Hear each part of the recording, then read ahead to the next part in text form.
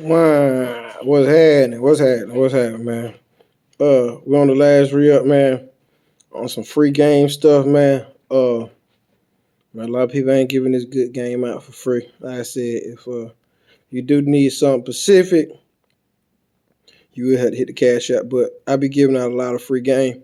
I'm gonna give a free game real quick on some of the stuff, which it's stupid now. It's crazy that it held me up, but and some of the stuff that held me up when I first got started. Now I'm talking about some of the stuff that held me up this previous time with the car.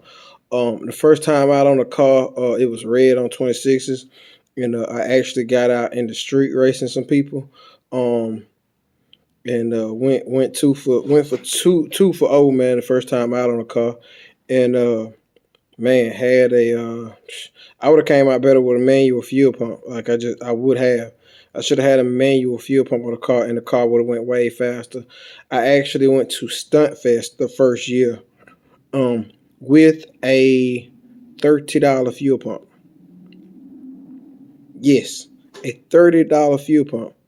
I didn't know no better, and I didn't ask anybody. So, man, we probably talking about enough fuel for like 350, maybe 400 horsepower, man. And that's what I was running around on the street with, racing people. And also my first time going to Stunt Fest. Like I had like the real super cheap, which I crank motors with it. It's fine for that, but you're not gonna stretch out than the RPMs with it. Um, yeah, like it's so weak you don't even need a fuel regulator. Like that's how weak this fuel pump is, and that's what I was running. Just didn't know any better, man. I just didn't. That's what I was running. So I always say, man, if you don't know, ask. So that's one of the most costly mistakes that I have made, by not asking people. And the crazy thing is, it's like I look at who was rim racing then. We're talking 2015, and I think about the cars now, and it's like with easily with everything in line, my car could be a contender. It could be a contender. I'm not gonna say, oh, I got the fastest car, but it could be a contender. It could be respected by everybody with everything in line with it. Um, but it's like I had the same setup back in 2015 when it wasn't anybody really rim racing. I just did not have the knowledge. I did not know that I needed to spend 250 on the regulator with big enough fuel line. Um, you know what I'm saying? I did not know that. I didn't learn that until the later part of 2016. Uh, well, early part of 16, I swapped to a bigger fuel pump and upgraded the fuel system. And then later on in 16, I did some research and I went to a bigger pump and a bigger regulator. So I think I shot some videos saying, hey, anybody thinking they're going to make this much horsepower on this size fuel line, it's not going to happen. So I took in all that knowledge. That is something really good to know and to look into. It's calculations on that stuff, man. There's only so much fuel you can push through a certain size line, at a certain amount of pressure. So I should have learned that a lot earlier. The car could have went a lot faster, a lot sooner. The second thing that I should have took in was timing, and not only timing, but not turning the timing without a lot. I got in a situation where I would play with the timing, and first time I did not even shoot. I wouldn't even shoot a timing light. Had a timing light, wouldn't even use it. Would just listen to it and set it by that. The problem with that was, um, I was in a situation once again that the first it could have went a lot faster. I had a situation with a distributor where it had a mechanical advance. It would crank up fine. It wasn't like, oh, the time is super high, you hear a whine. It would crank up fine. But once it started actually advancing, it would advance way, way too high. Later on in the year when I finally looked into it, I would end up taking something like 16, 17 degrees of timing out of it. It was something ridiculous. It was going way, way too high. So, which, luckily I was running on motor then, so it's been different on spray, but it was on motor then, so it was like it was bad, but like it wasn't just like terrible, detrimental to the motor. So, I saw that. I ended up fixing that issue. And then I got into a situation where I went back to, I would drive and say, I don't really like it. I'm gonna turn this, I'm gonna turn that, and I had a bad distributor lock. Lost out on a pot that I know I should have easily won one day. I'm still sick about that to this day, man. I sat next to a guy, and the dude homeboy said, I don't know, bro. He got more car and more motor than you. Like, clearly know I was supposed to clear him. Clearly. And I had a bad distributor lock, and I'm not even gonna say I fought with it because I didn't see a problem. The car was still made plenty of power, but and I was riding around on motor. I couldn't really tell. I got into a situation where I sprayed the car, and the timing was probably at, I don't know, 50 before top dead center. It was stupid high just because the distributor was turning, but I would turn the distributor without shooting it, and then I would come back and shoot it and be like, man, this is high. I must have turned it too much, and then turn it back and call myself locking it down. And the lock just kept bending, and I just did not catch it. If I would have been responsible and shot the timing as I was turning it, I would have caught it and been like, hey, I left this timing at this timing is moved. What's the issue? And I would have caught that light. So that's another really, really costly mistake that I'm still sick about to this day. The next one is this is the last lesson I learned doing this stuff, and I feel like I learned it, but it's hard. I tried to I tried something that was impossible. I took what is, and some people don't know. That's all I can say. Anybody that knows, if you call anybody that builds a converter, I'm not sponsored by anybody, so I ain't calling no names. If you call any of these reputable converter companies and tell them what you have going on, and this isn't for everybody.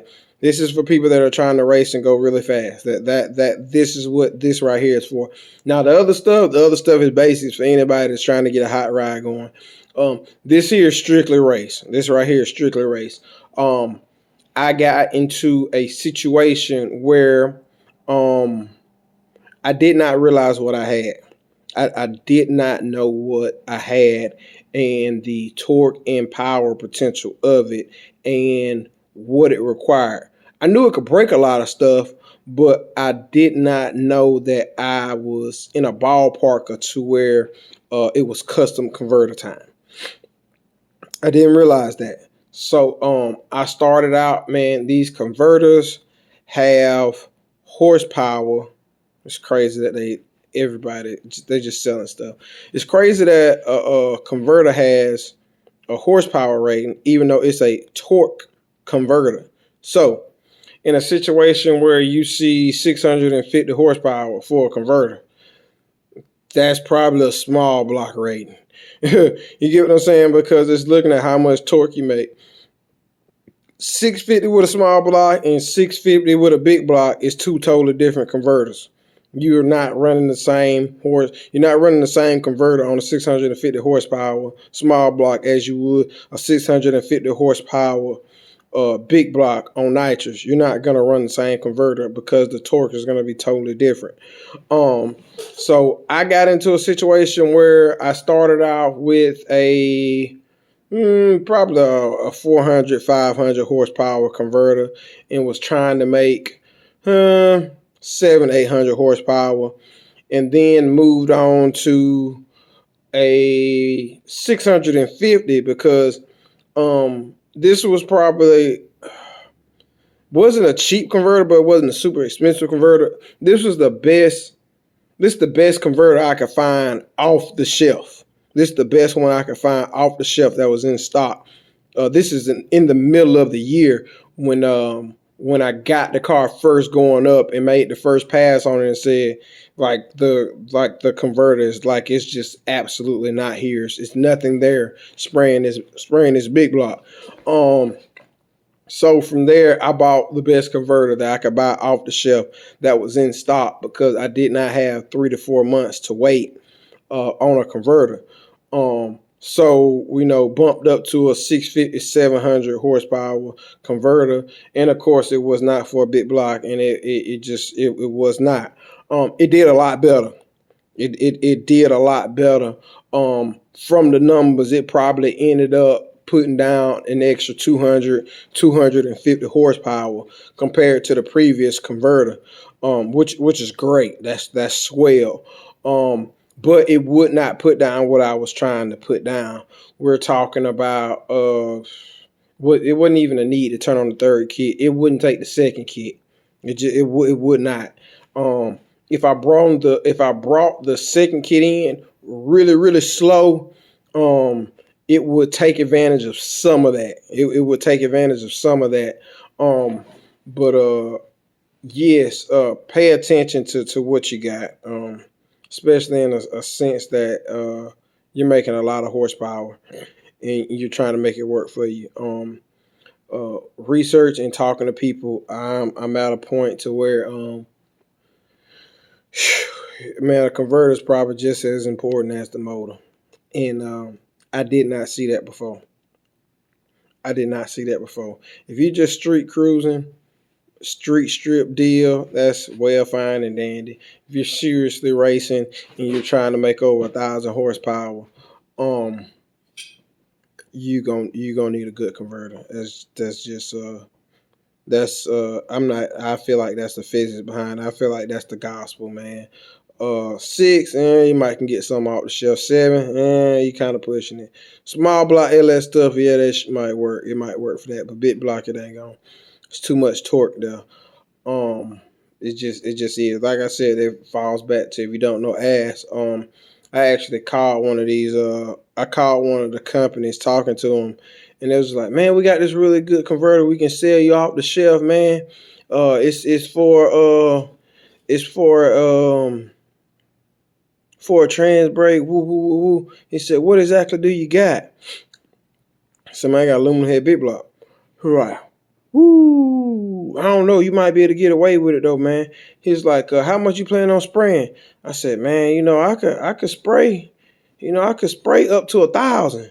He's just like, well, how much you plan on spraying for real though? I was like, man, like I'm spraying 500-600 right now. He was just like, nope, not gonna work. Not gonna work. I'm not gonna take your money. He said, man, if you spraying something 250, I said, man, I wouldn't even bother. 250 is the starting point, man. That's the starting point on a stock big block. You know what I'm saying? I was like, I ain't wasting my time on that. He was just like, yeah, that's all this converter gonna be able to handle, man. I was just like, hey, I appreciate the honesty. So yeah, it's different with anything, man. It's different levels out there, man. So fooling with a big block, especially on nitrous, is really violent on parts, including the converter. It will make one flash. Like it will make, you will blow through one getting on the nitrous. So I'm not saying that small block won't or LS won't, but the torque it's a big torque difference. So you're making torque before you make horsepower. So that's my 2 cents. That's my free game. If you tap in, this one's got long, so this was going to be on the YouTube. So if you follow my YouTube, you just got this free game, lots of knowledge in it, and can save you a lot of money. So I'm about to get to some motors, man. It's like Motor Mania in here, man. 6060, big block. So we're finna get these on the stand, man. Those are coming. We got some more to put together. It's probably, I think it's supposed to be like 29 in there, so gotta stay bundled up. I actually need to cut the heat on, man, but I just want to get that free game real quick, so pay attention.